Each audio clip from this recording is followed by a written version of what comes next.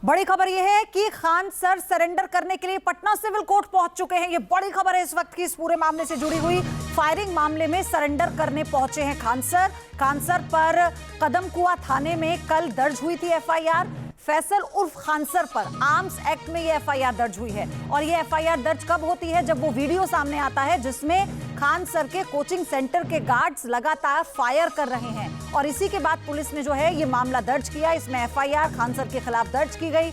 कल से उन्हें गिरफ्तार करने के लिए पुलिस कोचिंग सेंटर पहुंची थी, लेकिन वहां पर इतनी बड़ी संख्या में छात्र मौजूद थे और किसी भी तरह से कोई तनाव ना हो, कोई पैनिक ना हो, इसलिए पुलिस ने भी बड़े धैर्य के साथ काम लिया। लेकिन ये देखिए वही वीडियो है जिसके सामने आने के बाद ये देखिए दोनों गार्ड्स कैसे फायर कर रहे हैं बैक टू बैक। और जब जिस गार्ड को गिरफ्तार किया था पुलिस ने, उससे जब पूछताछ होती है तो उसने खुद इस बात को कबूल किया कि खान सर ने कहा था कि फायर करो तुम, मैं देख लूंगा। तो ये बयान और फिर जब ये वीडियो सामने आया, इसी के आधार पर खान सर के खिलाफ एफआईआर दर्ज होती है। पुलिस उनकी तलाश कर रही थी। जानकारी ये थी कि किसी भी वक्त उनकी गिरफ्तारी हो सकती है। कल पूरी रात भी उनके इंस्टीट्यूट के बाहर जमावड़ा छात्रों का जुटा रहा। पुलिस ने पूरी कोशिश की लेकिन वो उन तक पहुंच नहीं पाई।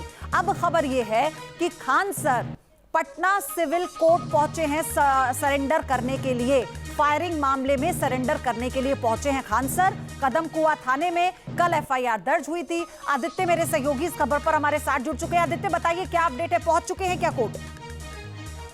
देखिए 12:30 में खान सर के सिविल कोर्ट पहुंचने की सूचना है।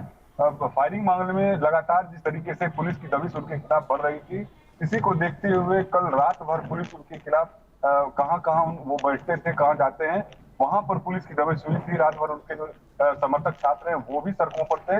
तो कल से ही लग रहा था कि खान सर अब हो सकता है कि सरेंडर करें। और जो हमारी जानकारी है उसमें 12:30 बजे वो पटना सिविल कोर्ट में सरेंडर कर देंगे।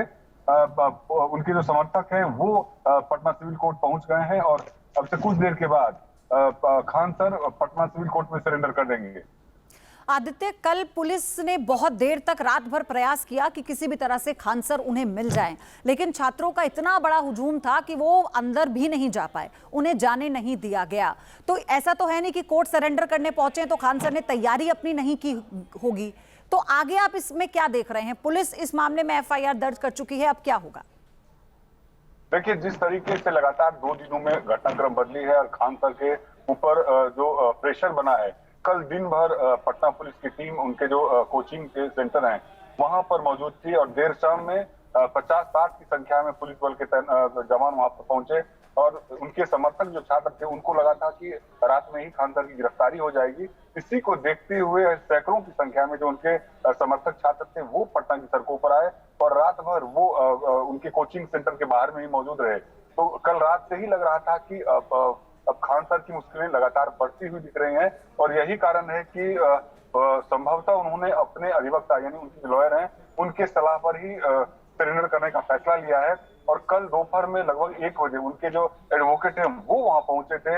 उनके साथ लगभग आधे घंटे 45 मिनट खान सर की बातचीत हुई थी। उसके बाद ही खान सर वहां से अपने इंस्टीट्यूट से बाहर निकले थे। तो कल वकील के सलाह पर ही वो सरेंडर करने जा रहे हैं, क्योंकि उनके खिलाफ जो धाराएं लगी है उस धारा के अनुसार उनको यदि जेल हो जाता है, यदि पुलिस उनको कस्टडी में लेती है तो उनकी मुश्किलें बढ़ सकती है। हत्या के प्रयास का उन पर आरोप लगा है कि जो इसी को देखते हुए सरेंडर करने का उन्होंने कुछ देर के बाद और जिन धाराओं में एफआईआर दर्ज हुई है उसमें 10 साल की सजा का प्रावधान भी है आदित्य। लेकिन जिस गार्ड को गिरफ्तार किया था पुलिस ने पहले इस मामले में, उस गार्ड ने इस बात को कबूला है कि खान सर ने कहा था कि फायर करो मैं देख लूंगा। और दूसरी बात ये जो वीडियो सामने आ गया जिसमें बैक टू बैक फायर करते हुए दोनों गार्ड्स भी नजर आ रहे हैं, कितनी मुश्किलें बढ़ सकती हैं खान सर की? देखिए खान सर की मुश्किलें इसीलिए बढ़ेंगी क्योंकि उनके जो बॉडीगार्ड हैं जिन्होंने 4 राउंड फायरिंग की थी, उनकी गिरफ्तारी के बाद जब लगातार 2 घंटे तक पुलिस ने उन लोगों से पूछताछ की पटना के कदमकुआं थाने में और उन्हीं के बयान के पर खान सर को अभियुक्त बनाया गया और उन्होंने कबूल किया कि खान सर के ही आदेश पर उन्होंने फायरिंग की थी और खान सर ने उनको कहा था कि तुम फायरिंग करो। जी आदित्य, फिर से आपके पास हम आएंगे, लेकिन फिलहाल आपको ये बता दें, ये बड़ी खबर है इस वक्त की कदमकुआं थाने में कल एफआईआर दर्ज हुई थी इस पूरे वीडियो के सामने आने के बाद से, और पुलिस लगातार खान सर की तलाश कर रही थी और जानकारी ये थी कि किसी भी वक्त गिरफ्तारी हो सकती है उनकी, लेकिन पुलिस को कल रात सफलता नहीं मिली। एक लंबा इंतजार पुलिस ने किया, लेकिन छात्रों की संख्या इतनी ज्यादा थी कि पुलिस भी हर कदम फूंक फूंक कर रख रही थी। लेकिन अब खबर यह है, कल उनके वकील 1 बजे पहुंचे थे, अब खबर यह है कि खान सर सरेंडर करने के लिए पहुंच चुके हैं। लेकिन आप ये समझिए कि सरेंडर कर देने तक ये मामला खत्म नहीं होता है, क्योंकि जिन धाराओं में एफआईआर दर्ज हुई है बेहद संगीन है।